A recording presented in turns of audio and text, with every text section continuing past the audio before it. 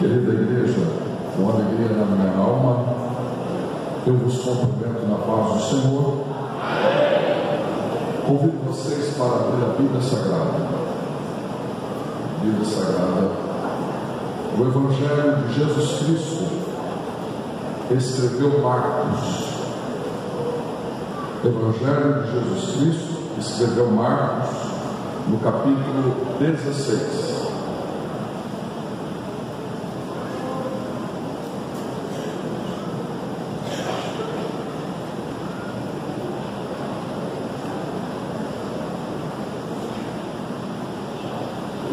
Capítulo 16, Marcos, versículo de número 14. Já que a maioria dos irmãos ficaram em pé, por bondade, toda a igreja em pé. Versículo 14, Marcos 16. Os que encontraram por bondade dizem amém? Diz o texto: finalmente apareceu aos 11, estando eles assentados juntamente, e lançou-lhes em rosto a sua incredulidade e dureza de coração, por não haverem crido nos que tinham visto já ressuscitado. Versículo 15: e disse-lhes: ide por todo o pregai-o a toda a quem crer e for batizado será salvo, mas quem não crer será condenado. 17: sinais seguirão aos que creem. Em meu expulsarão demônios, falarão novas línguas, pegarão nas serpentes, se beber alguma coisa mortífera não lhe fará dano algum, e imporão as mãos sobre os enfermos e os... Amém. Pode tomar o teu assento. Querida igreja, é um privilégio nesta oportunidade estar servindo a igreja aqui do Limoeiro, e nesta feita quero tecer gratidão pela recepção que os nossos amados irmãos têm tido para com a minha pessoa. E nessa oportunidade, agradecer a Deus pela vida do pastor presidente, pastor Carmo Martins, e pela vida do vice-presidente, pastor Eustáquio. Uma alegria servir a igreja aqui em Timóteo. Sou grato a Deus pela vida do pastor Rogério Trindade, pastor local, pastor desta regional. Que Deus seja louvado, pastor. Uma alegria poder conhecê-lo. E quero agradecer a Deus pela vida do pastor Irineu, que nos buscou. Onde não, pastor? Pastor Irineu, que nos apanhou ali no aeroporto. Deus seja louvado pela vida do pastor Irineu. E também sou grato a Deus pela vida do nosso querido irmão Mateus, que foi o comunicador, trabalhou na comunicação, organizando a agenda e entrando em contato conosco. E sou grato a Deus pela vida do irmão Eliane, que me buscou, o Eliane que me buscou ali no hotel. Deus abençoe. Cumprimentando esses servos de Deus, eu quero cumprimentar todo o ministério, aqueles que militam na seara do mestre. Deus seja louvado pela vida de todos vocês. E também sou grato a Deus pela vida do pastor secretário da convenção, pastor Cláudio, já esteve em São Paulo conosco. Deus abençoe, pastor Cláudio, uma alegria revê-lo. E estou feliz também de ter meu amigo pastor João Barbosa, companheiro de ministério, trabalhando juntos, e para mim é uma alegria. Deus seja louvado pela vida do pastor João Barbosa, que falou hoje à tarde, falará amanhã também, homem de Deus. Pastor João Barbosa, irmãos, é uma metralhadora, viu? E eu sou um 22 com 4 balas só. Ele é um profeta, viu? Eu sou um professor de escola dominical.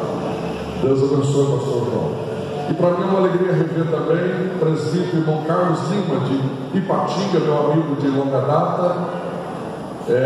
Falamos hoje, falei que estaria aqui, vizinho dele, né, Timóteo, Ipatinga, e para mim é uma alegria revê-lo. Deus abençoe Carlos Lima e toda a família. Vocês moram no coração da minha família. Deus seja louvado. Querida igreja, antes de entrar no texto, eu pedi permissão para o pastor. Como eu trabalho na área do ensino da palavra, nós trabalhamos com algum material bíblico. Deus tem me dado a graça de poder escrever alguma coisa e eu tenho compartilhado com a igreja. Nós temos a nossa escola teológica, temos ministrado algumas convenções, escolas bíblicas, e este material tem usado para beneficiar o obreiro, a liderança da igreja, aqueles que cerca a noiva do Senhor. Monteiro Lobato escreveu que quem escreve um livro construiu um castelo, mas quem os lê entra dentro do castelo. Então nós precisamos voltar à leitura. Infelizmente foi feita uma pesquisa em 2021 que os cristãos são os que menos lêem. E para vocês ficar com pena e mudar esse cenário, começando hoje, os assembleanos no meio dos cristãos é os que menos lê ainda. Então nós precisamos mudar essa cultura, né? Precisamos ler. Vendo essa dificuldade, a igreja que eu sou pastor em Jabuticabal, nós criamos uma leitura diária, né? Nós escolhemos 12 livros para ler pelo menos um livro por mês, desde o adolescente, na verdade desde a criança até o mais avantajado em idade. E nós temos um irmão lá, nós estamos no mês 4, um irmão com 84 anos de idade. E ele, dentro desses 4 meses, testemunhou na escola bíblica dominical, domingo passado, que já leu 10 livros nesses 4 meses. Então, nós precisamos voltar à leitura. Nós, o ano passado, ali na igreja, decidimos escrever a Bíblia inteira, todos os departamentos da igreja. Durante o ano, nós fizemos ela manuscrita, na caneta Bic, né? E ela se tornou mais de 40 compêndios. Ela vai ficar marcada na história da igreja. O círculo de oração escreveu uma parte, os adolescentes, as crianças, os cooperadores, diácono, presbítero, evangelista, pastores, todos envolvidos. E no segundo domingo do mês de dezembro do ano passado, nós apresentamos toda a Bíblia escrita em mão, em punho, para toda a igreja. Então ficou um acervo ali para a nossa igreja muito importante. Eu tenho aqui um livro que todo jovem deveria ler. Este livro chama Tudo ou Nada. Às vezes o jovem quer dar só uma parte para Deus. Este livro vai mudar a tua vida. Foi vendido mais de 60 mil exemplares deste livro só na Europa. E é uma tradução que foi feita para a língua portuguesa e é um best-seller para a juventude. Que pena que eu tenho poucos, que eu estou vindo de uma escola bíblica e nós vendemos lá bastante. Eu tenho este livro aqui, Manual de Cultura e Costumes Judaicos. Vocês sabem que a Bíblia tem que ser interpretada de várias maneiras, e uma delas que é muito forte, é a cultura judaica. A cultura judaica é algo muito forte na Bíblia Sagrada. Então este livro vai ajudar você, professor de escola bíblica dominical, você, líder, né, de um departamento, pregador, obreiro. Por exemplo, uma cultura judaica. Vocês sabiam que quando Deus promete para o seu povo que mandaria eles para uma terra que mandaria leite e... Você sabia que aquele mel não era de abelha? Aquele mel era de tamareira. Apesar de ter abelha em Israel, aquele mel era de tamareira. Então tudo que Deus faz é perfeito. Quando Deus fala para o povo, estou levando vocês para uma terra que manda leite, fala de criação, mel, de plantação. trocando em minuto, Deus estava dizendo para o povo: estou levando vocês para uma terra que tudo que vocês colocar para reproduzir vai multiplicar, e tudo que vocês plantar vai dar. Amém? Então são detalhes da Bíblia muito importantes. Quer ver uma outra coisa que o assembleano se perde muito? Sobre Herodes. De repente o pregador está falando de Herodes, você pensa que um é outro, porque Herodes tem 6 Herodes na Bíblia. Então este livro vai ajudar você a organizar os Herodes da Bíblia, né?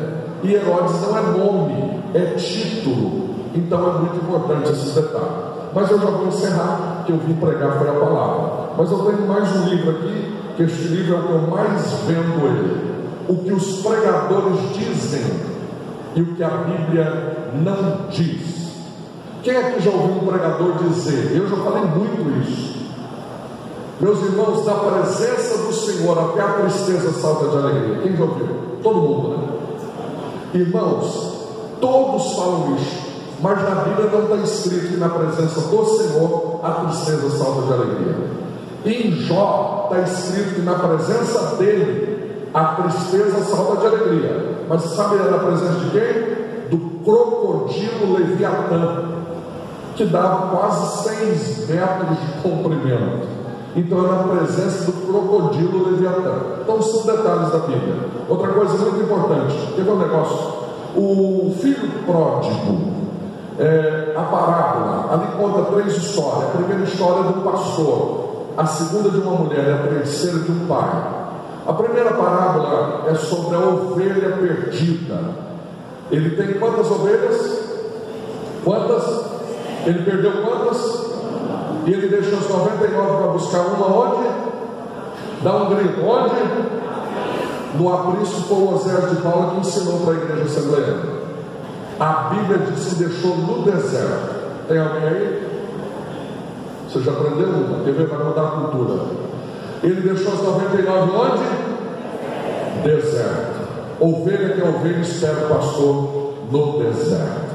Então são detalhes da Bíblia que os pregadores dizem e o que a Bíblia não diz.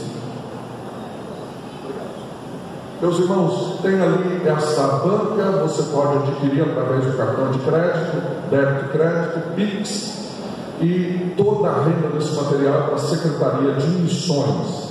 Então, vocês podem passar ali. Mas vamos para a palavra. Quantos estão desejosos pela palavra? Digam amém. Como eu sou um pregador que prega, ensina e prega, eu preciso da sua atenção. Eu pediria para você agora não sair do seu lugar, porque se você andar, atrapalha quem está do teu lado e pode me atrapalhar também. Quantos topam todos ouvir a palavra sem sair do lugar? Digam amém. Então olha para quem está do teu lado e diga: não sai agora, porque Deus vai falar comigo. Querida igreja, o texto que a gente leu tem tudo a ver com o que está acontecendo aqui hoje. Eu quero ser temático hoje, nos 50 anos da Assembleia de Deus do Limoeiro. A igreja é um mistério. Jesus deixou várias facetas mostrando o que é uma igreja. Aliás, quando ele vai na casa de Jairo, ele deixa o modelo da igreja. Sabe qual era o modelo da igreja? Ele olha para a filha de Jairo. A filha de Jairo está morta, tem muita gente dentro da casa, e ele chega com uma cultura, Jesus, mostrando o que é a igreja. Ele diz assim: vocês vão sair todos de dentro desse quarto, e só vai ficar a família, vai ficar os meus discípulos, eu vou ficar dentro do quarto, e também vai ficar a menina que morreu. O problema. Então a igreja tem 4 coisas. A igreja tem que ter Jesus, repita, Jesus, tem que ter discípulo, tem que ter família e também tem que ter o problema. Então, se você procura uma igreja que não tem problema, não existe. Igreja tem família, igreja tem Jesus, igreja tem discípulo e igreja também tem problema. Mas o bom é que Jesus, estando na igreja, ele resolve todo tipo de problema. Então Jesus foi deixando algumas facetas para esta igreja. Essa igreja foi inaugurada no Calvário.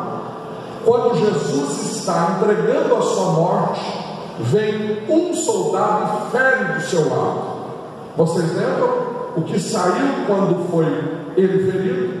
Sangue e água. O que tem num parto? As irmãs podem dizer isso. Só tem duas coisas quando é celebrado um parto: é sangue e água. Então naquele dia a igreja nasce lá no Calvário.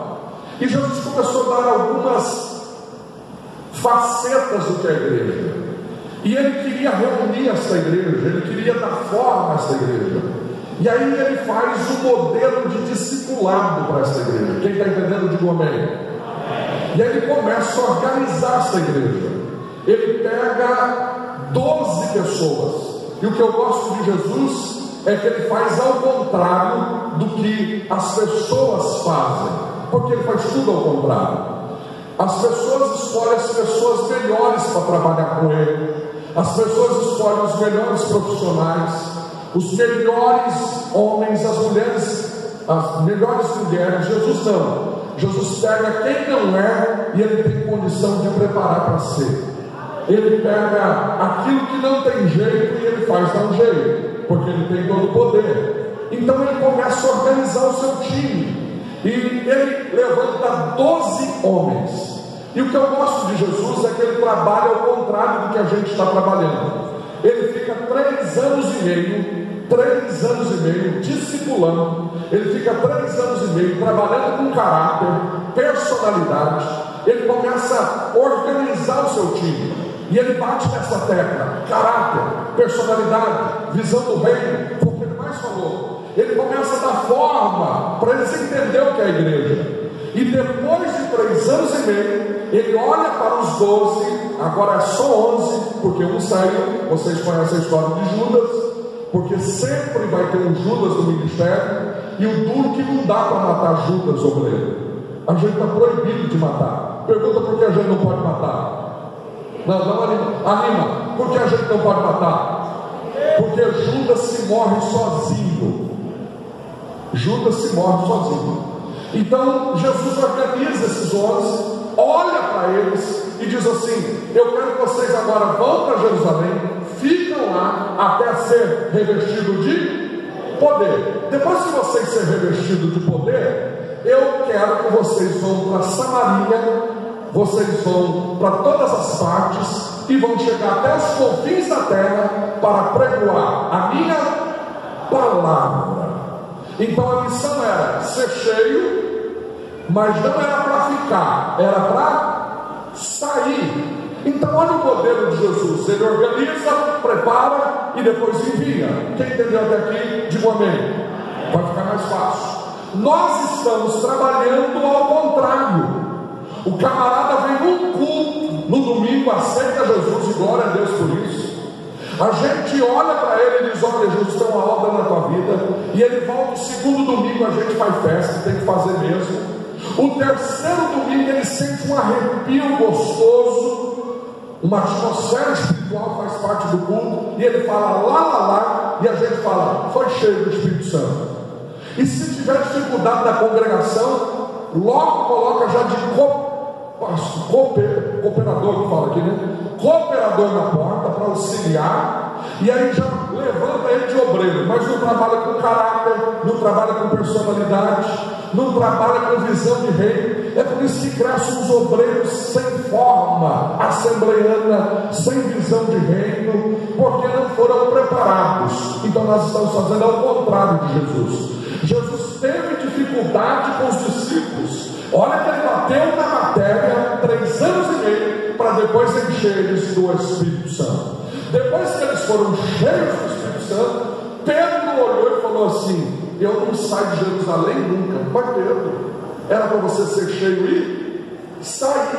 Você foi cheio e quer ficar. Ah, mas aqui a prova acabou, a luta foi embora e agora é só vitória. O povo está colocando os tesouros nos nossos pés. Para ter uma refeição com Jesus tinha que orar, tinha que jejuar. Agora não, depois que a gente foi cheio, mudou a atmosfera. Eu não saio de Jerusalém. Aí o Tiago falou: eu estou contigo, meu pastor. O João falou: não abro mão, vou acompanhar o senhor. Aí todo mundo não saiu de Jerusalém. Eles não saíram de Jerusalém, não tinham o reino sendo declarado em todas as partes.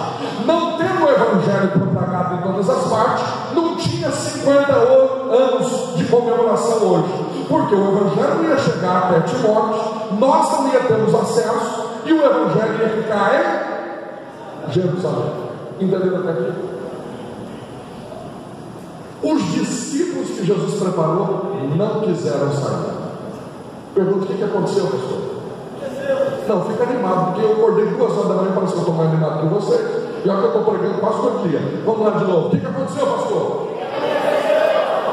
Se não tem um discípulo disponível, se não tem um apóstolo disponível, Deus usa o diabo. Ele olha para Estevão e disse: eu dou uma mensagem para você pregar, você prega, Estevão? Ele falou: eu prego, mas não pode ser na sede, tem que ser na praça. Se o senhor me dá a mensagem, eu prego na praça. E não pode ser sobre coisas terrenas. Viu, Estevão? Tem que ser coisas do céu. Aí ele falou: se o senhor me dá uma mensagem, eu prego. Aí ele começa a pregar de manhã, à tarde, à noite sobre o céu, de manhã, à tarde, à noite sobre o céu, de manhã, à tarde, à noite sobre o céu. E quem prega sobre o céu entristece os terrenos. E começaram a apedrejar o Estevão, e ele está pregando sobre o céu, e todo mundo está ficando triste com ele, e a pedra come, e vai pedrada. Mas eu gosto do pregador que vive o que prega, porque quando ele está pregando, ele começa a dizer: eu estou vendo o que eu prego, os céus abertos, e eu estou vendo o Senhor assentado no seu trono, e do lado do trono o filho dele de pé para me receber, porque quem sofre aqui, ele fica de pé lá para receber. Quem sofre aqui, ele fica de pé para receber. Quando ele está sendo apedrejado, arrancaram a capa dele, depois você lê em Atos, e jogaram a capa, ele está morrendo, e caiu aos pés de um jovem, por nome de Saulo. Capa para o assembleano é sinônimo de pecado, só por causa da capa de Acã. E aí fica todo mundo dizendo: a capa vai cair, mano. Mas capa na Bíblia sempre foi transferência de autoridade. Vocês lembram quando Elias está subindo e a capa está caindo para Eliseu? É porção dobrada. Quem está entendendo? Quando a capa cai aos pés de Saulo, deixa eu pensar o que aconteceu no céu. Deus pôs de pé e diz: agora o evangelho vai sair de Jerusalém. Agora o evangelho vai sair de Jerusalém. Nós estamos completando 50 anos de Assembleia de Deus de Limoeiro, porque Paulo foi o maior pregador de todos os tempos. Se não tem um apóstolo pronto para Deus usar, Deus levanta um Saulo, capacita para ser o construtor da coluna doutrinária da igreja, escrevendo 13 cartas.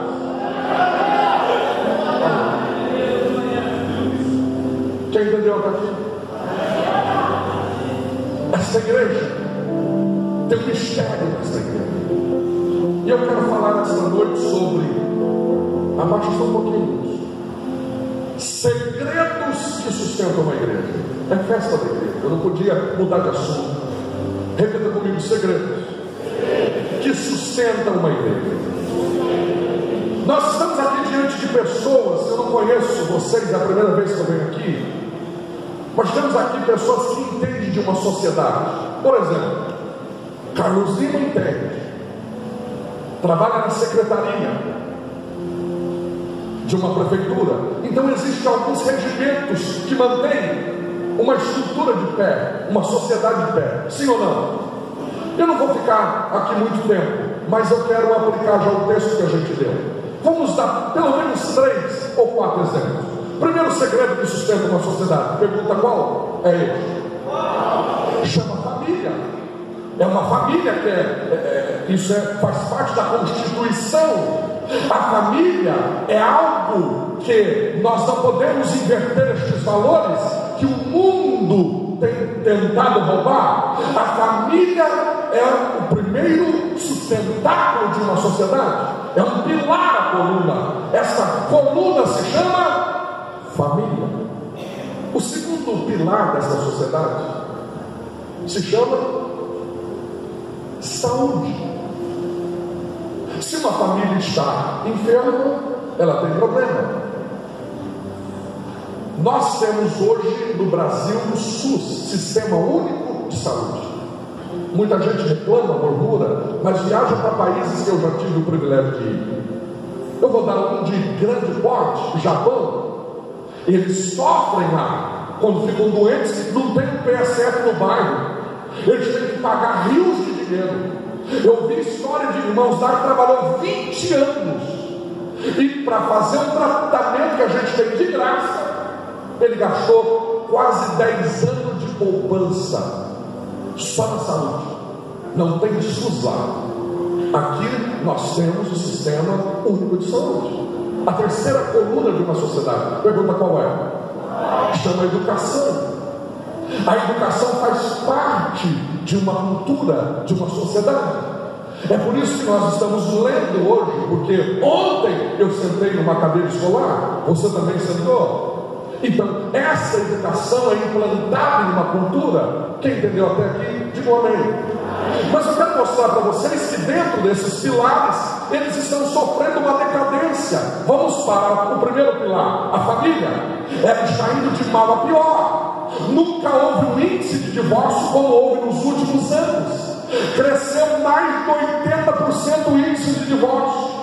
Nunca teve famílias desconstruídas como houve nos últimos anos. Ela está indo de mal a pior. A segunda coluna dessa sociedade que eu falei, que chama saúde, ela também está em desfalque. Ela está indo de mal a pior. Os postos de saúde cada dia mais frequentados, as infecções cada vez mais generalizadas. Nós passamos uma pandemia, todos são testemunha, esses dias atrás. Então a saúde também está indo de mal a pior.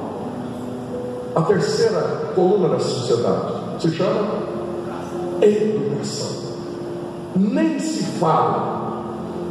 A minha esposa, ela é professora. E eu me lembro que um dia ela chegou para mim e falou assim: eu não quero mais dar aula, chorando. Um aluno de 12 anos me enquadrou na sala e falou que não vai copiar, não vai ler, e se eu reprovar ele tem uma gangue. Olha que situação. Eu li uma reportagem no UOL que daqui a 25 anos, se continuar esse desfalque de professores, não teremos mais professores nos nossos colégios. A educação também do nosso Brasil está indo de mal a pior. Quantas colunas eu falei? Não, dá um grito. Quantas?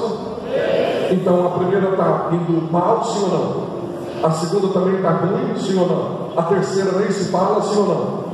Mas existe a quarta coluna dessa sociedade.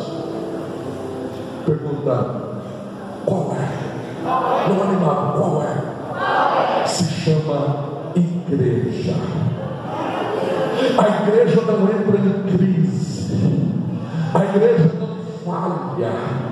A igreja, ela vem marchando. Vocês já repararam que é um mistério a igreja? Vocês já viram que grandes empreendimentos quebram e a igreja continua de portas abertas? A igreja continua triunfando. Essa igreja que começou com 2 crentes cantando o hino da harpa, essa igreja que começou numa cozinha e de repente não era 2, mais é meia dúzia, foi para a varanda, alguém diz: não vai a lugar nenhum, tem uns crentes cantando ali, mas de repente de meia dúzia é 30, de repente é 40, de repente estende, de repente compra um terreno, de repente constrói, de repente está comemorando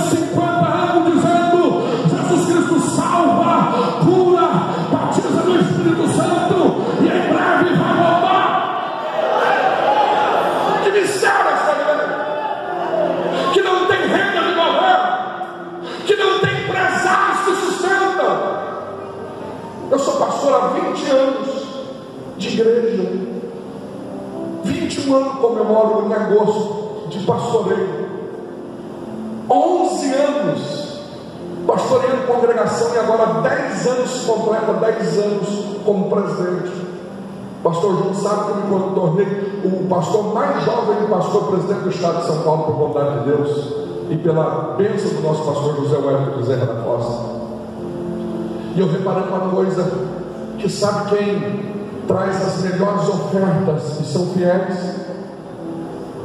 É a viúva pobre, que já pega um salário mínimo, 1.300 e 130, não é meu. Tem umas que já passam na igreja de dia, do banco, e já entrega para o tesoureiro. Que fidelidade é essa? Não tem empresários bancando, não tem rios de dinheiro entrando mensal. Essa igreja não entra em crise. Essa igreja continua crescendo num bairro como este, que ficou pequeno tempo, e veio um corajoso e diz: vamos fazer o maior, e de repente alguém olha e diz: não vai dar certo, o outro diz: acho que dá, e de repente o outro diz: dando, não dando. Olha aqui onde a gente está, num templo que tem cidades gigantes que não tem um templo como esse, como Sérgio, e vocês é uma congregação. Vocês já pararam para pensar nisso? E eu fiquei pensando nisso, ouvindo a história dessa igreja, a apresentação aqui, e Deus me deu essa inspiração. O que mantém essa igreja de pé? Qual que é o segredo dessa igreja? Essa igreja não entra em crise. Vem o lockdown, ela continua fazendo culto. Vem a crise, ela continua.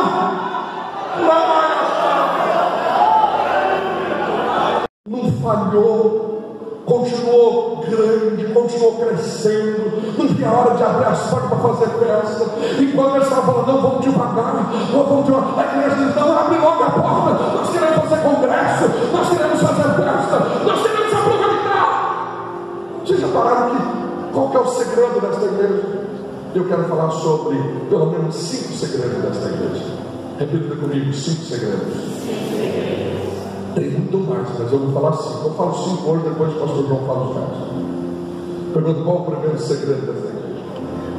Não, pergunta animado: qual o primeiro segredo? O primeiro segredo está no verso 14 que a gente leu. E estando eles reunidos, apareceu Jesus no meio deles, sendo já ressuscitado. Aqui está o primeiro segredo. O primeiro segredo desta igreja não é o teu dízimo.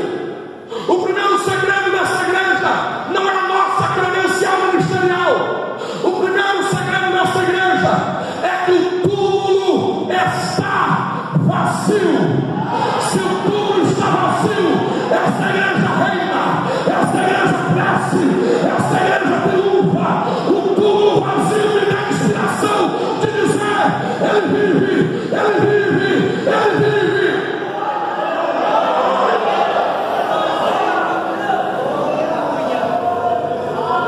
Um pesquisador francês, por nome de Ernesto, escreveu há um século e meio atrás: o cristianismo não vai chegar a lugar nenhum, porque acredita simplesmente em um túmulo vazio.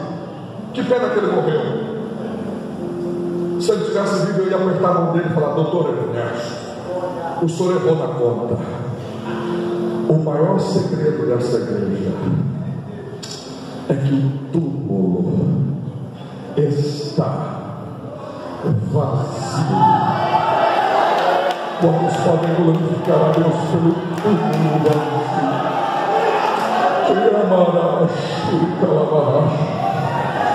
A maior grandeza deste evangelho é que o nosso Cristo saiu das trevas para a luz. A maior grandeza desta igreja não é os bancos, não é o carpete, não é o som antera. A maior grandeza desta igreja é que nós possamos sair daqui gritando: o nosso Redentor vive, o nosso Redentor vive, o nosso Redentor vive. E você pode testemunhar, porque eu já tive em Israel 6 vezes, e todas as vezes eu faço questão de entrar no túmulo vazio e gritar: ele não está aqui, ele não está aqui, ele não está aqui. Quem acredita que o segredo dessa igreja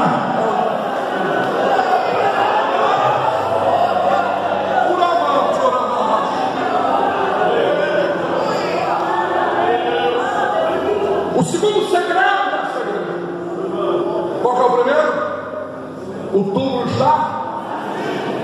O segundo segredo dessa igreja está no verso de número 15, que diz assim: e disse: ide por todo o mundo. Opa, tem uma informação. O segundo segredo dessa igreja é que o dono dela tem uma visão ampla. A visão do dono dessa igreja é maior do que a tua, é maior do que a minha. A visão dele é ilimitada. A tua visão, você ora para Deus salvar o bairro onde você mora, a dele é todo mundo. A tua visão, você ora para Deus trazer o teu filho para a igreja. A visão do dono dessa igreja é ide por todo mundo. A minha visão é maior do que a tua. Sabe por que tem uma igreja desse tamanho hoje? Num bairro. É porque o dono dessa igreja tem uma visão ampla, grande. Na tua visão, tá bom aqui, vamos cultuar aqui. A visão dele, faça uma grande. Vamos comemorar 50 anos lá. O meu nome vai ser glorificado lá. A visão de Deus é maior do que a minha e do que a tua. A nossa visão é limitada. Eu vou abrir um parênteses aqui, vou no Antigo Testamento, mas já volto. A nossa visão é tão limitada que na visão de Noé, ele está com problema. Pergunta por quê? Porque a arca tipifica a igreja. E ele vai colocar o leão, que é o rei da selva, junto da arca. E sabe quem vai dormir no mesmo compartimento? O coelhinho. E o coelhinho é a picanha do leão. É a que ele mais gosta, é a mais macia. E vai ficar no mesmo compartimento. Eu estou preocupado, Deus, que o leão vai dormir aqui com o coelho. Não é, fica em paz. O leão é rei da selva lá fora. Dentro da arca ele iguala todo mundo. Olha a visão de Deus se não é maior. Não é ficar em paz, porque dentro da arca todo mundo é igual. Aqui não tem ninguém maior do que ninguém. Aqui é ele que é grande, é por isso que ele é santo. A visão dele é maior, a visão dele é maior. Quem está entendendo essa palavra? Aleluia. Eu estou com problema, Noé. Que problema? A girafa só come as coisas de cima. Olha o pescoço dela. E a vaquinha jacinha vai ficar no mesmo compartimento. Só come na tábua, no coxo. Ô Noé, fala para a girafa encolar o pescoço e dar volta, porque ela vai ter que comer com a jacinha. Porque dentro da arca todo mundo é igual. Pastor, eu sou doutor, eu sou chefe. Aqui dentro você não é nada. Aqui dentro, para ser bom, tem que ser servo, Jesus disse. Aqui não tem, aqui é um lugar que espanta o mundo, porque a visão de Deus é tão grande.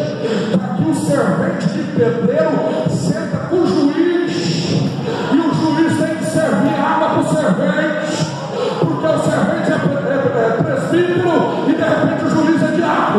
Aqui é a contramão da lógica. Aqui é a visão de Deus que manda. Você pode ser doutor lá fora, mas aqui dentro todo mundo é igual. Aqui dentro é um olhando para o outro e dizendo: quem é grande é o dono dela, quem é grande é o dono dela. Só quem está entendendo?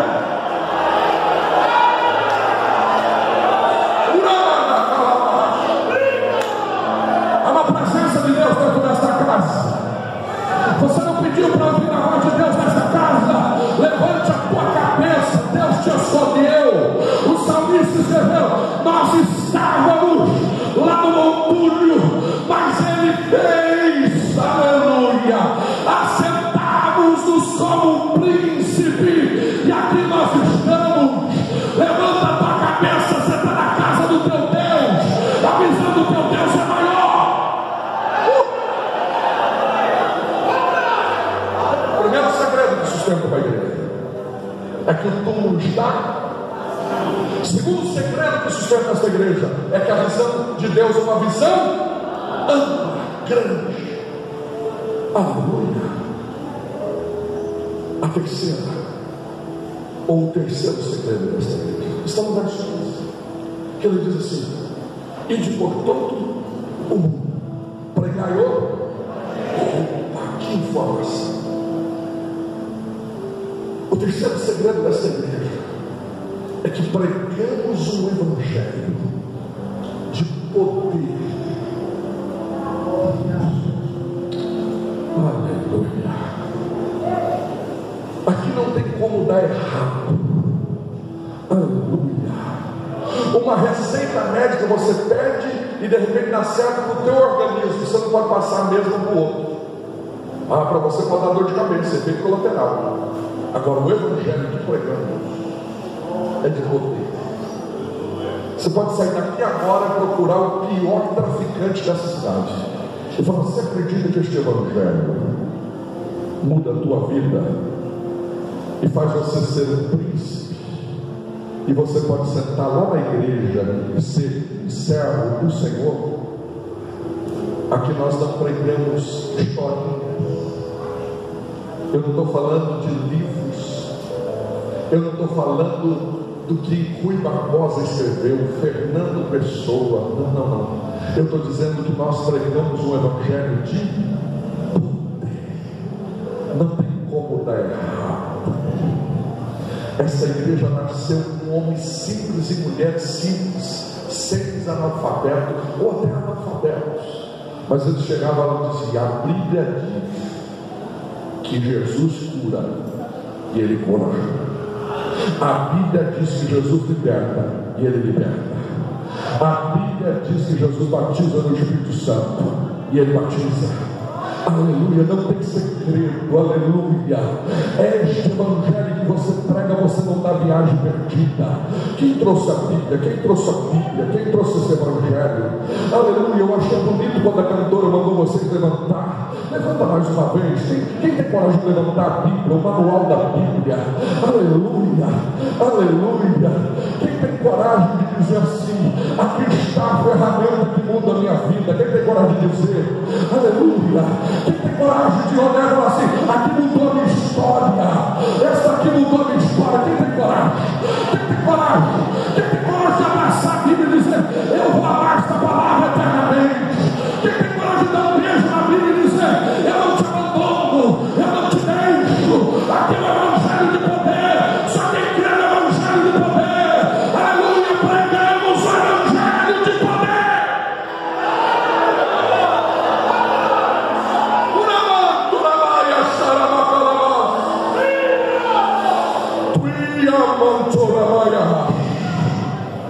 Eu sei quando eu ensino, eu sei quando eu prego, mas eu recebo também quando eu profetizo.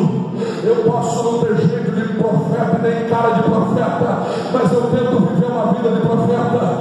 Deus te trouxe aqui nessa noite, assim diz o Senhor, para falar contigo. Volte a pregar o evangelho de poder, volte a viver o evangelho de poder, volte a amar o evangelho de poder. Só quem crê neste evangelho, só quem crê neste evangelho.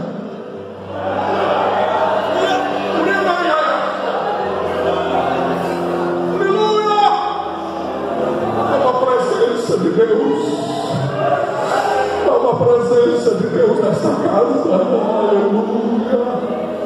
Não precisa inventar história para o evangelho de poder, não precisa forçar texto para o evangelho de poder, não precisa de muita coisa. Este evangelho ainda muda o pecador. Este evangelho, o salmista escreveu que a lâmpada para os meus pés e luz para o meu caminho. O salmista escreveu no versículo 11, Salmo 119: escondi a tua palavra no meu coração para mim não pecar contra.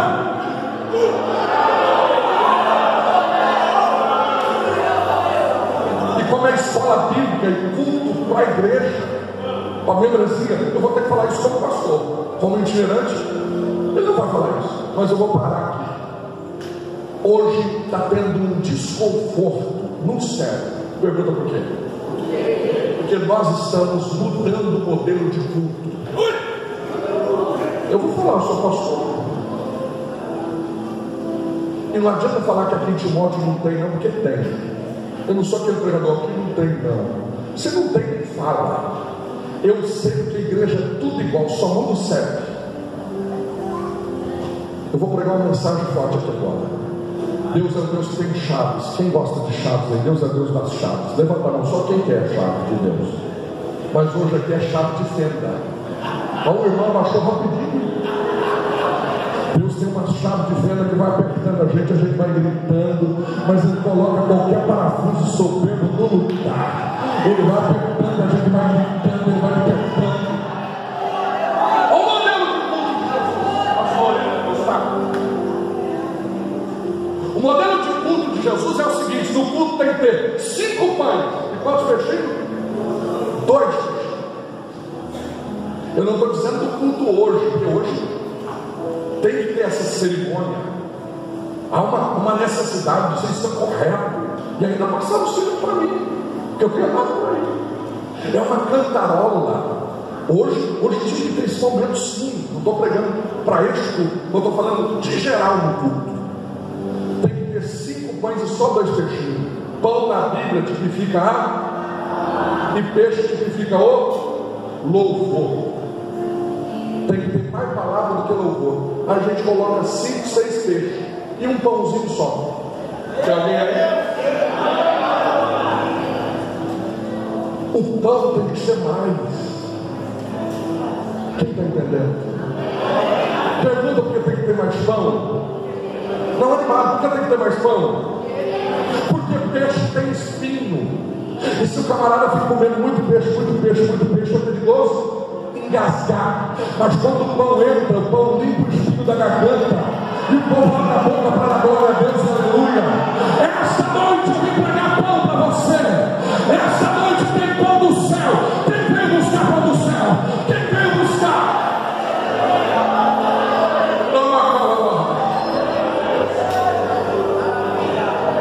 O maior problema nosso como igreja, no sentido universal da palavra, é que nós não estamos preparando mais pão para o povo. A gente está dando-lhe 5 hoje, macarrãozinho. Tem 2 tipos de mensagens sendo pregadas. Pergunta quais? A feita no micro-ondas. Faz até o povo pular. Pergunta: que mensagem é essa? É aquela que o pastor olha e diz: você que vai pregar, varão, hoje? O que eu vou pregar, meu Deus? Quer fazer mensagem em 3 minutos? Não, isso aqui em Jericó, eu já curei ele tem 15 dias. Eu vou ressuscitar lá. Sabe que o povo lembra que eu preguei de Lázaro? Que é preparar mensagem para o público. Mensagens rápidas, feitas no micro-ondas. E é um perigo, comida de micro-ondas, por várias razões. Eu vou falar só 2. Pergunta qual? Se não vigiar, queima o céu da boca. Porque está tão quente e você não espera que em 3 minutos vai esquentar daquele jeito. É aquelas mensagens que queimam o céu da boca do ouvinte. Ele chega lá fora e diz: que mensagem é essa? Será que está da Bíblia isso daí? Será que é verdade isso aí? Tem alguém aí entendendo? E aquela comida do micro-ondas você come e não tem substância. Eu posso falar nesse linguajar que eu estou em Minas, minha terra. Não tem substância, Carlos Lima. Em 40 minutos parece que você nem jantou. Comeu uma pratada de macarrão, pode ter um ovo no meio. Quem já fez isso? Todo mundo. Mas em 40 minutos você não come nada, porque não tem substância. É aquela mensagem que você fala: domingo, quem pregou? Fulano. Que mensagem é? Rapaz, eu esqueci. Tem alguém aí? São pão preparado no micro-ondas. Agora tem a segunda mensagem. Demora mais para preparar. Eu sou da roça, a mamãe tem fogão a lenha até hoje. É feita no fogão a lenha. Tem que ir no mato cortar a lenha verde. Tem que esperar para secar. Já tive lá no sítio Isabela. Tem que ficar uma lenha lá também. Ainda comemos uma carninha de porco lá em Patinga. Tem que esperar secar. Quando a gente vai acender o fogo, vai tirando a fumaça, o nariz preto de carvão. Mas quando alguém come, diz: que comida é essa? Aleluia. Pode ser um arrozinho, um feijãozinho. Que sabor é esse? Eu vim profetizar aqui em Limoeiro que Deus está levantando pregadores, fogão a lenha. Deus está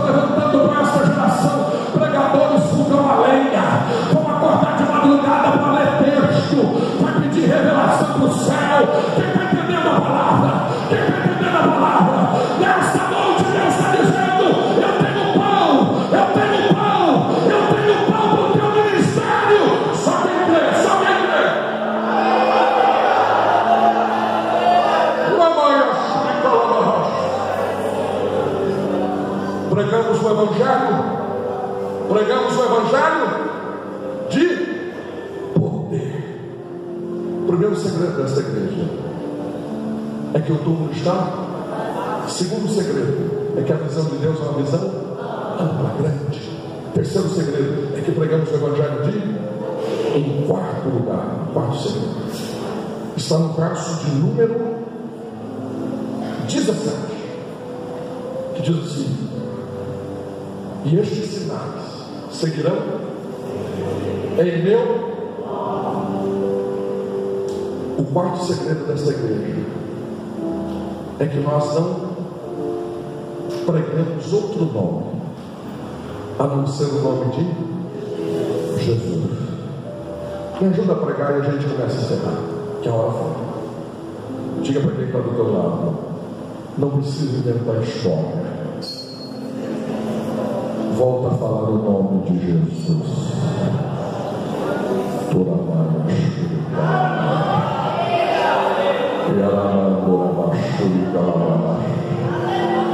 Aleluia. Eu fui pastorear uma igreja num lugar muito difícil, e a igreja era muito pequenininha, sem acabamento, não tinha nem banco, era aqueles bancos sem encosto. Eu falei: não, vou construir um templo novo aqui, Deus vai nos abençoar com meia dúzia de crentes. Eu falei: vamos começar a derrubar, porque aí a obra vai aparecer. E fomos derrubou o fundo, e todo mundo: pastor, não tem recurso. Eu falei: Jesus tem. É só a gente clamar o nome de Jesus. Aleluia. Quem acredita que o nome de Jesus tem poder? Tive fé num salão que era um açougue, quase em frente, desocupou. Falei: vamos alugar lá, a gente faz o culto de rua o tempo todo, que é mais fácil erguer do que construir. Pastor, o senhor é doido?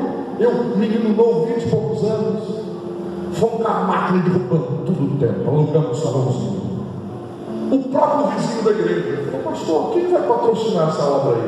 Eu falei: Jesus. O nome é. Chegava alguém e falava: pastor, como é que a gente vai fazer para ter cimento? Jesus vai mandar. E o outro falou: e ferro, vai muito ferro. Pastor, essa construção que você está fazendo aí é Jesus. Pastor, e quando chegar na fase do blindex, o senhor quer fazer tudo de blindex? Jesus vai patrocinar. Aleluia, aleluia. Um dia eu estou em casa, aleluia, eu morava do lado da igreja, na casinha pastoral. A gente varreu a calçada, eu estava lavando o carro, minha esposa varrendo a calçada da igreja. O vizinho olhou e falou: e aí, Jesus está mandando alguma coisa aí? Eu falei: não está, mas vai começar a mandar. E o senhor pode ser o primeiro. Ele falou: mas é sério, que jeito vocês trabalham em igreja? Eu falei: por fé. Eu falei para ele: o senhor já viu um milagre? Ele falou: milagre? Eu acho que eu nem sei o que é milagre. O cara rico. Eu falei: fico olhando todo dia para o terreno da igreja. O senhor vai ver um milagre todo dia acontecer. Todo dia um milagre vai acontecer. Mas ele entrou para dentro, carrozinho, aleluia. Nós entramos para dentro, quando é quase 9 da noite, ele bateu lá na portinha de lata nossa. Eu falei: quem é? Abri o vizinho. Você falou aquelas palavras, meu coração está queimando, rapaz. Eu estou inquieto com isso. Eu queria fazer uma proposta para o senhor. Eu falei: pode fazer. Enquanto o senhor estiver construindo, eu quero dar toda a areia. O senhor pode gastar 50 caminhões de areia, que eu vou dar tudo, do começo ao fim. Eu falei: Jesus já começou a fazer um milagre. Jesus já começou a fazer um milagre. Quem crê que o nome de Jesus ainda tem poder? Construímos uma linda igreja, está lá, porque clamamos o nome de. Eu vou contar só mais uma obra que Deus fez esse dia, meu coração está cheio com ela. Quem tem mais 5 minutos para me dar, levanta a mão. 5, 10, 20, vai dar mais de 2 horas. Brincadeira. Eu só 5. Tem um pastor americano que trabalha comigo. Faz 26 anos que ele já está no Brasil. Então ele dirige igreja. E eu sou pastor de um campo que tem 32 congregações. Cada dirigente tem as suas necessidades, senhor. E esse americano não pagou INSS aqui, ele não teve investimento futurístico. Então ele foi fazendo a obra, e não pensou no futuro, e ele está sem o salário que ele precisava, tem que comprar remédio, vocês sabem como funciona. E ele chegou para mim esses dias atrás, no começo do ano, e falou para mim assim: pastor, eu vi falar com o senhor, ele fala bem portunhol, sabe? É que o meu carro, eu acabei com ele, foi na obra. Então eu preciso de outro carro. E o senhor é o presidente, eu tenho que resolver esse problema com o senhor. Não tem como andar nesse carro. Eu olhei para ele e falei: Ramon, eu não tenho igreja, eu não tenho cravo na mão. Você já falou com o dono da igreja? O nome dele é Jesus. Não falei ainda não. Falei: fala com ele, depois a gente resolve isso. Fala de lá que eu falo de cá. Quem acredita que o nome de Jesus ainda tem poder? E ele falou, começou a campanha, eu até esqueci de ajudar o Ramon em oração, vida corrida, mas ele fez um propósito. Estava dentro de madrugada todo dia: Jesus, o senhor é o dono da igreja, o meu carro está quebrando, eu gastei o carro fazendo a tua obra, eu estou sem salário, o senhor sabe, há 26 anos fazendo a tua obra. O pastor mandou falar com o senhor primeiro para depois falar com ele, então me dá a resposta para depois falar com ele.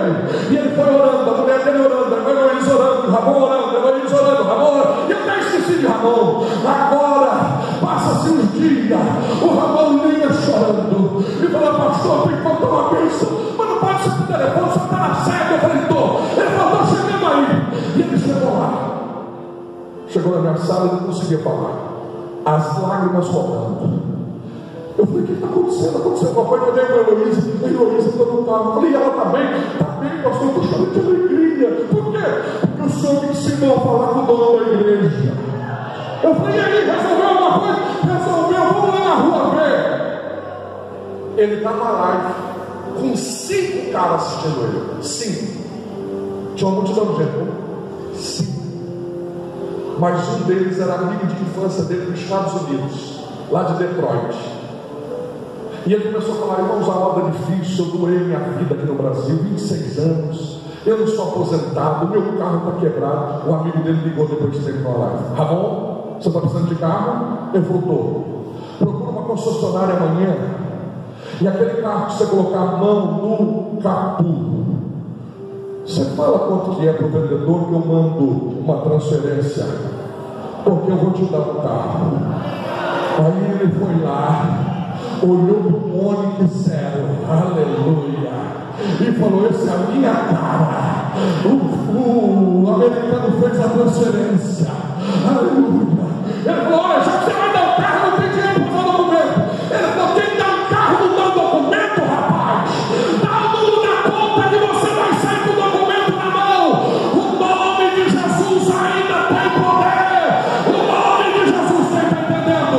Essa igreja sustentada por ele, que glorifica o nome dele esta noite.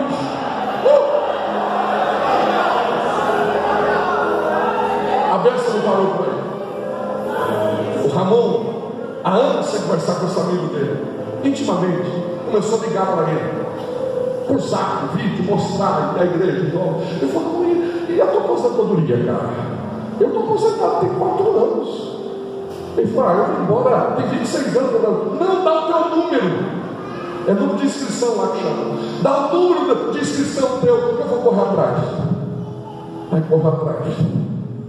Ramon aposentou, recebendo dólar. O primeiro salário foi agora. R$8.000 caiu na conta dele.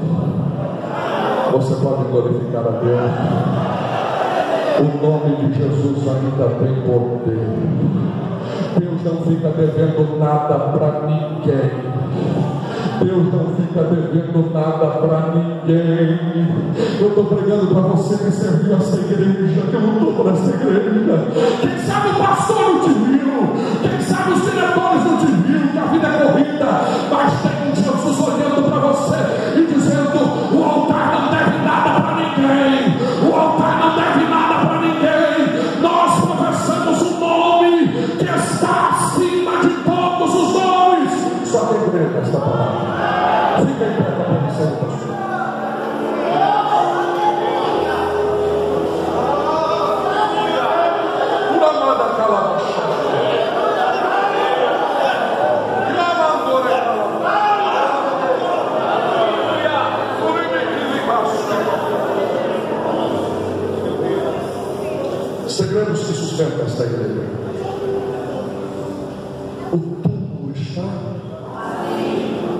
visão de Deus é uma visão. Pregamos um evangelho digno. Professamos o nome que está acima de todos. Em que lugar a gente está? E este sinal seguirá aos que creem. E se crê e tiver o nome dele, pisarão em serpentes. Se beber alguma coisa mortífera, não lhe fará dano algum.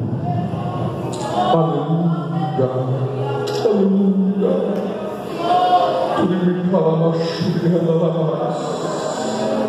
Expulsarão os demônios, falarão em novas línguas. Há 50 anos esta igreja vem fazendo isso por anos, expulsando demônios, falando em línguas. Sabe por quê? O quinto segredo desta igreja é que existe uma promessa: eu vou salvar, eu vou curar, eu vou batizar no Espírito Santo. Quem tem uma promessa? Quem tem?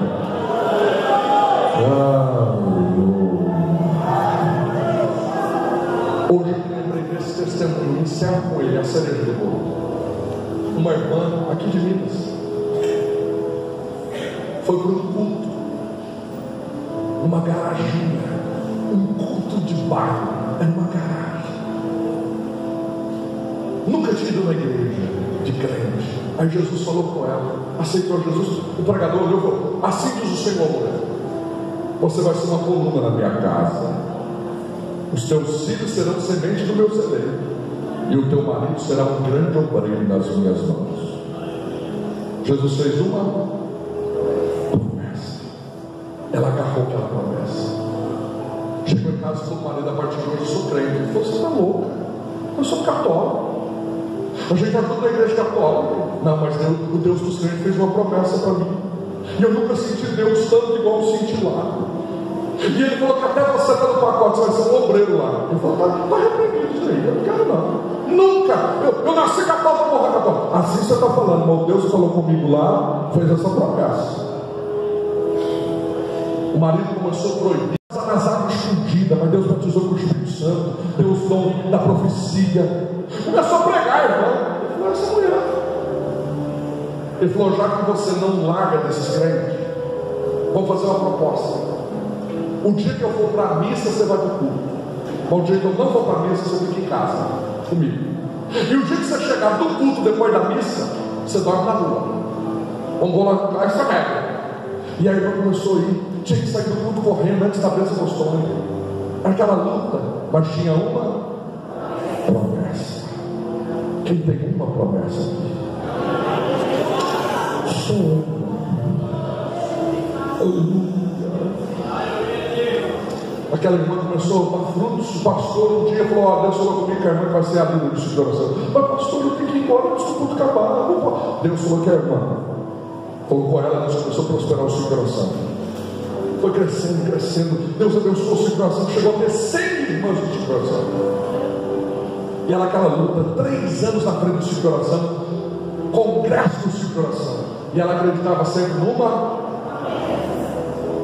Ela arrumou a camisa do marido no domingo. Hoje é o último dia do congresso, nada pode dar errado. Ela foi sexta, sábado, tudo em ordem. Domingo de manhã fez o almoço. O marido foi jogar bola. Quando chegou aqui de bola, ele falou: a camisa está pronta para você ir para a missa. Ele falou: hoje eu não vou na missa, ninguém vai sair hoje, eu estou cansado, a gente vai dormir mais cedo. Aí aquela irmã tinha uma senha, não sei se você já ouviu falar, oração. Alguém já ouviu falar? Ah, pouca gente não. Aí ela entrou para o quarto e falou: Deus, manda ele para a missa, ou manda para a tua casa. Manda para a missa ou manda para a tua casa. Irmão, uma mulher de oração, 30 minutos de oração, ela se transforma. Ela começou a andar flutuando dentro da casa. E ele olhou para ela e já ficou com medo. E ela foi marchando para o lado dele, e ele foi se rendendo, ficou amuado, como diz o mineiro.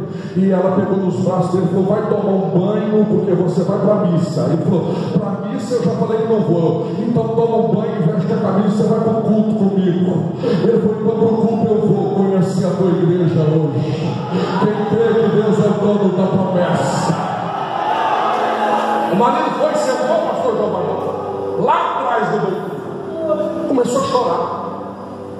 E ela olhava para trás, levantava a mãozinha e falava: completa a obra, gente. O marido escreveu um bilhete, mandou o filho do casal entregar. Estava escrito assim no bilhete: me tira daqui, porque parece que me colaram na cadeira e eu estou morrendo de vergonha. Eu nunca chorei perto de ninguém, eu não consigo parar de chorar. Aí ela pegou o verso do bilhete e escreveu assim: não foi eu que te colei, foi o Espírito Santo. Aguenta firme até o final. Aleluia. Quem crê que quem tem promessa, Deus faz alguma coisa. Quando a palavra veio, feliz foi Jeremias, que é como o martelo que esmiuça sapenha. O pregador fez o apelo, quem vem chorando? Aquele homem. Ele vem chorando, ela levantando o seu coração, vem com os filhos. E a palavra de Deus que tinha passado anos atrás era a mesma. Porque promessa de Deus não tem data de validade.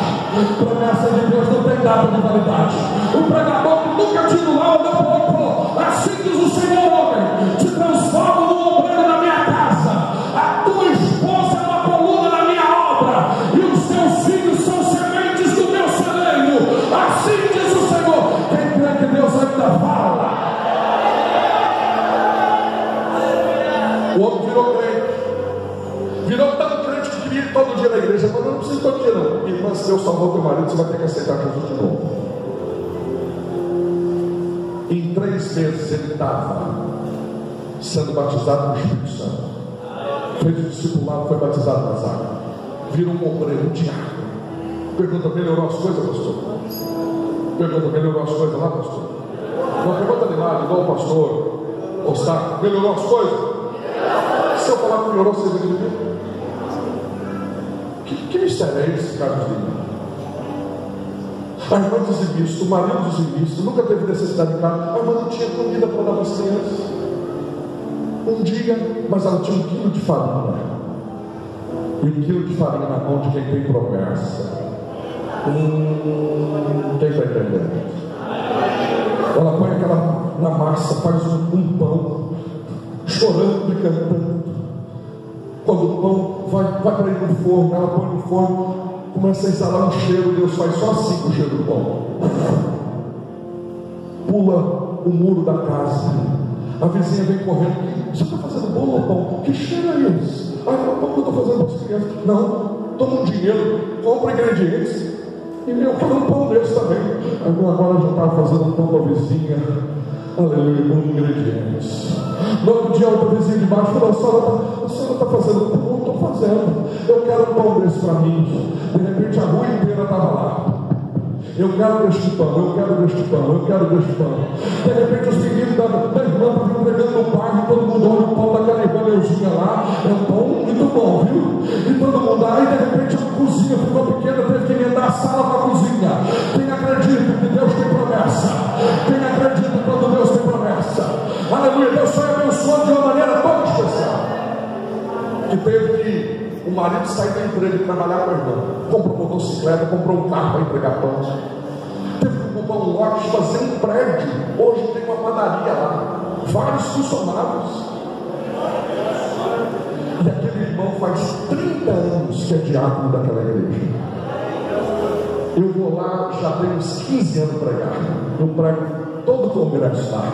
E aquele irmão que me recepciona com muita alegria. Uma filha daquele casal cuida das crianças, o outro filho cuida dos jovens, e a irmã está lá no ciclo de oração há mais de 30 anos, dizendo: Jesus Cristo salva, cura, batiza no Espírito Santo e em breve vai voltar. Aí sabe o que aconteceu? A igreja aqui do Limoeiro está fazendo quantos anos? 50. Colocaram na lista dos pregadores. Vamos chamar Reginaldo Ribeiro. E quando o telefone tocou, o céu se manifestou.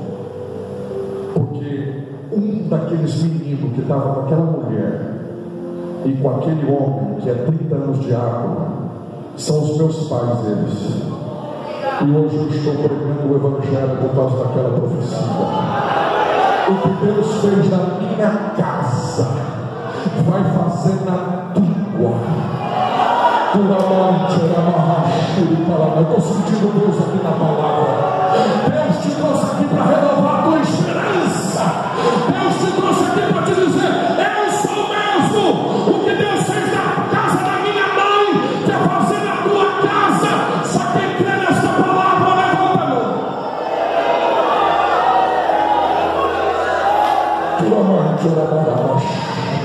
Deus está renovando projetos aí. Deus está abrindo gavetas, colocando papel em cima desta prateleira e dizendo: há um renovo nessa chamada, há um renovo nesta promessa. Promessa de Deus não tem data de validade. Se é um lugar que Deus renova a promessa, é a igreja.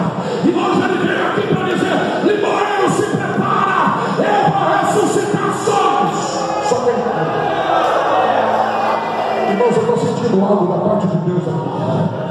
Eu estou sentindo uma presença de Deus aqui. Minhas costas estão queimando. Aleluia. Com a permissão do pastor Rogério, eu quero fazer uma oração aqui. Mas Deus desperta o meu coração. Aleluia. É para você que ouviu a palavra e tem uma promessa. Só para quem tem uma promessa. E você está crendo que hoje ela está sendo renovada. Sai do teu lugar correndo. Meu Deus, eu estou te esperando. Fui amando pela barra. Fui amando. Tem alguém para louvar aí?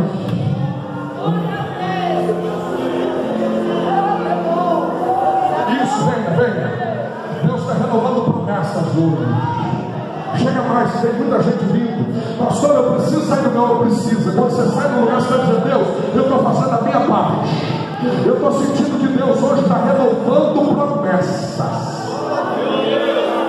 Obrigado, Jesus. Eu não sei o que Deus vai fazer, mas Deus vai começar a usar o que está dentro das tuas mãos. E há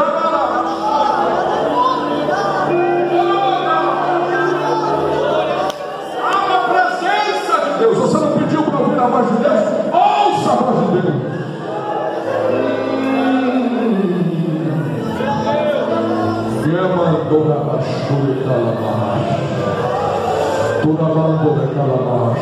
O céu se abriu. Há uma presença de Deus dentro desta casa. Venha você. Sai do teu lugar. Deus está te esperando.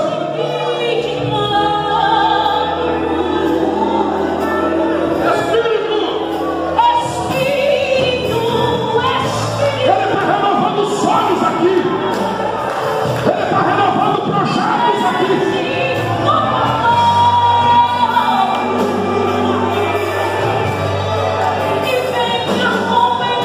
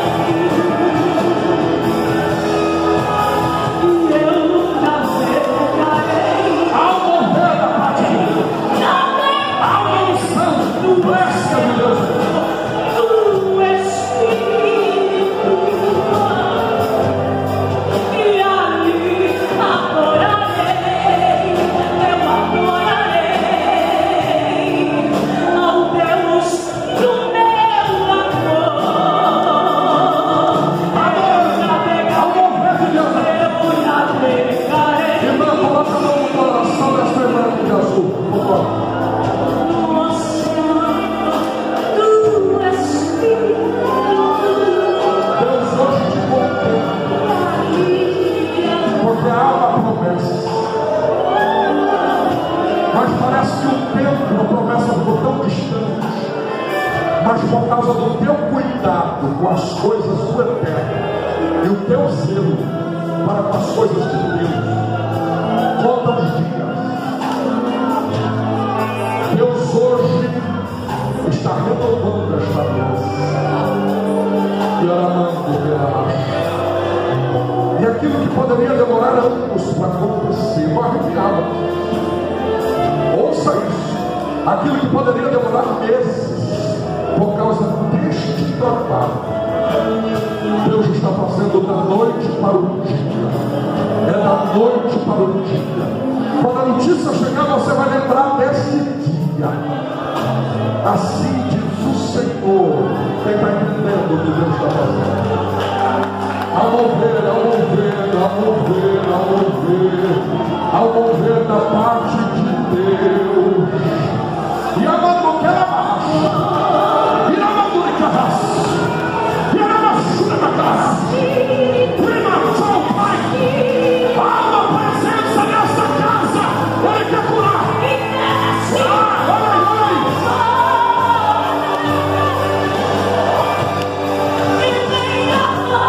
Receba poder, receba unção, nós somos acelerados, nós somos pentecostais.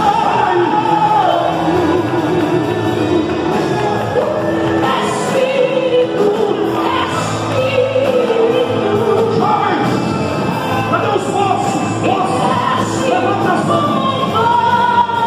Há uma unção da parte de Deus aqui.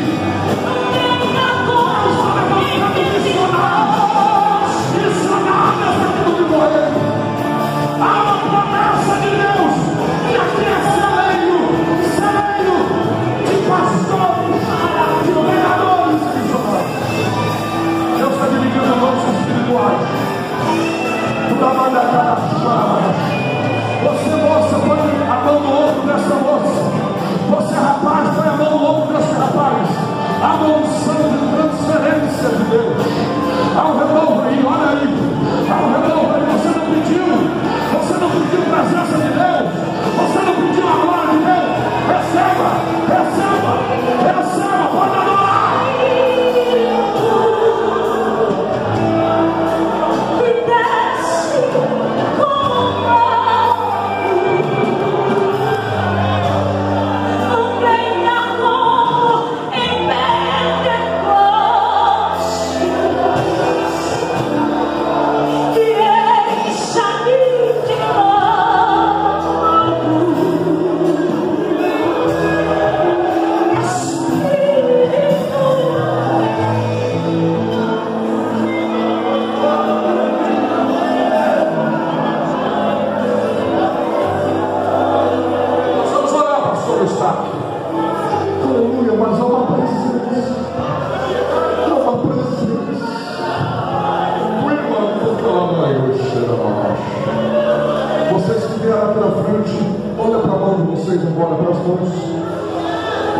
Deus está dando uma capacidade para cada um de vocês. É uma unção nas mãos. O que vocês tocar, Deus vai começar a prosperar. Eu não sei se você vai fazer um pão igual a minha mãe fez. Eu não sei se você vai costurar um pano. Eu não sei se você vai vender um marmitex, mas há uma unção na mão de vocês. Eu estou arrepiado.